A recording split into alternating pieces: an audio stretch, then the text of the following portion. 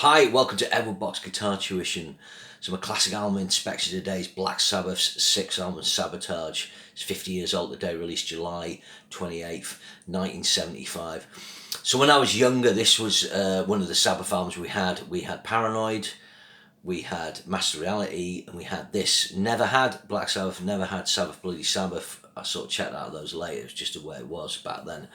But this was always... maybe my favourite Sabbath album of the Aussie era. I think it probably is, to be honest.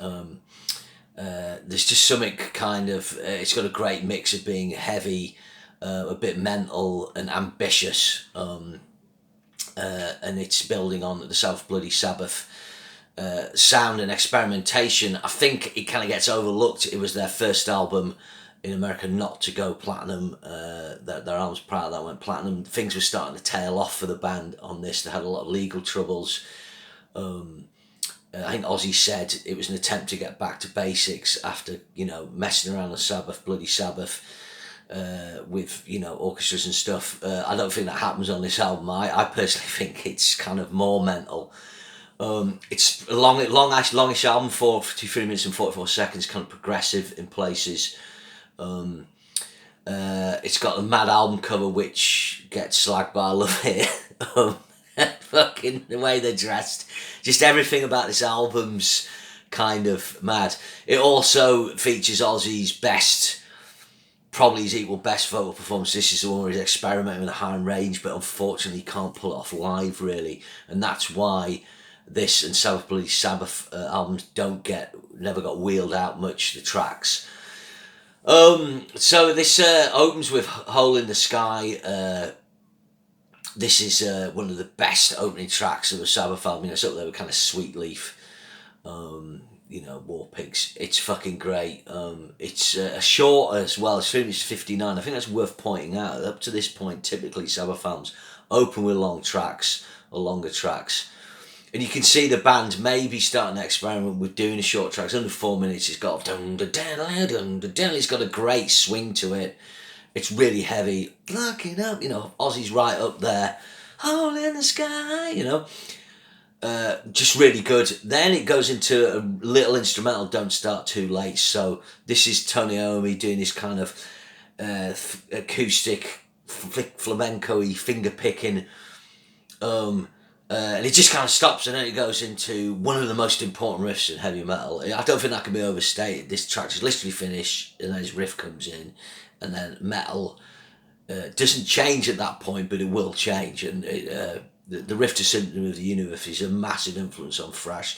It's got a staccato, eighth note pattern, very chunky, which Metallica will make good use of, and then it plays a tritone. It plays the B flat chord. Now Sabbath always used this chord in riffs, and of course famous in Black Sabbath, but I think it's the way it stands out. It's proper Holst, Planet Suite again. This is 6 minutes 29. It's a really heavy tune, but then at the end it goes into a kind of Jazz Dorian mode type riff, and then fades out, and Iommi does some lovely sort of Django style playing.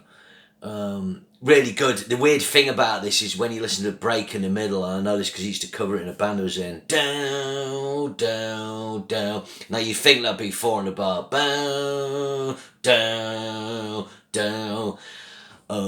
But Bill Ward just kind of plays fills that kind of, I'm not sure what the count is, but literally the band just goes bang, alright, let's change here. And there's that thing when you realise Bill Ward's sort of sense of, pure timekeeping's quite funny. Then you got Megalomania. This is the second longest track Sabbath had done up to this point. I think Warning's over 10 minutes, but Warning's kind of it's got a long solo and stuff. So this has structure. It's great. Obsessed. It's got that great delay thing coming in. Really kind of big orchestrations, and then that evil riff, and it's got a big fade out of the orchestration, and then the kind of noise, vocal sound effects. I think they're like the Asylum speeded up vocals, cackling. Really good. Just looking at all music reviews on this, and it is getting really good reviews. You know, its reputation has gone up with some. Side one's just sort of mega, really. Side two opens with Thrill of It All. This is another really underrated Sabbath track.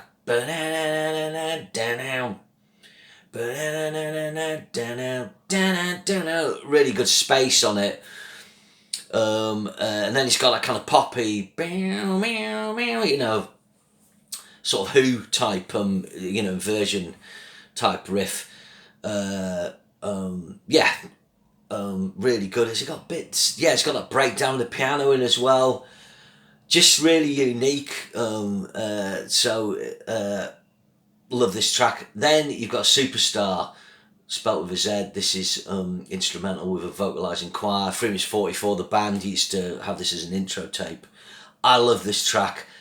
Love the way it goes to the Lydian mode. In kind of that section. Very celestial. It's great. And Iommi's riff, kind of building on the Thrill of It All, that simple sort of spacious riffing. I think it's brilliant. Then you've got Am I Going Insane, brackets radio. This is Formula 14. This has got, it's highlighted here, so I'm wondering whether that's a single. It might have been. This is the kind of weakest track on the album, but I do like it. It's sort of poppy. It's different from anything the band's done at that point, I suppose. I don't know. Looking for Today might have some of that poppiness. So I do quite like it. And then it finishes with a Rit, again, one of the top kind of epic tracks the band did. 8 minutes 45, it's got a really cool geezer bass intro, and it just comes in. Ozzy does a great vocal. Again, Iommi's kind of using those kind of dyads, 2-note shapes, maybe on the D and G string more. I think that's one of the things. I think one of the reasons Ozzy's vocals gone higher, because I think there's more, sometimes there's more riffs in the pitch based around the A string, you know, rather than the E, so it's taking him up that register. This is really good. And then again, it uses a really cool acoustic section which uses the Lydian mode and kind of mirrors Superstar, which is cool. This is all about like the management woes of Patrick Meehan and Sabotage. The title was based on that. And this is great. I'm just trying to remember the end section. Yeah, it is cool. This is it's a really great Sabbath track. It's that thing. I mean, I understand people loving Paranoid album, but it's once you've heard that X amount of times, it's just there's not as much to get into to me. So this most popular album, people go, "Oh, reach for that album." It's just, to me, Sabbath Bloody Sabbath and Sabotage is just far more interesting. And if you want kind of heavy, pure Sabbath, we'll go for Master Reality. I'm on record has not been as keen on Volume 4, but I would understand if people love Volume 4. Again, it's got more variety. So yeah, check this album out. It's 50 years old today. It's like a really, I think what's key about this album is it features Ozzy's equal best vocals with Sabbath. I think it shows that metal, heavy music can be experimental and still retain its heaviness. Sabbath really stretched out on this, and there's something like bands like Priest would certainly take inspiration from, I think. There's probably maybe Sabbath getting a little bit of Queen influence here as well. Queen taking that rock sound, but expanding. Really good. A great record. So remember, share and subscribe. I'll see you again soon, and thanks for checking this out.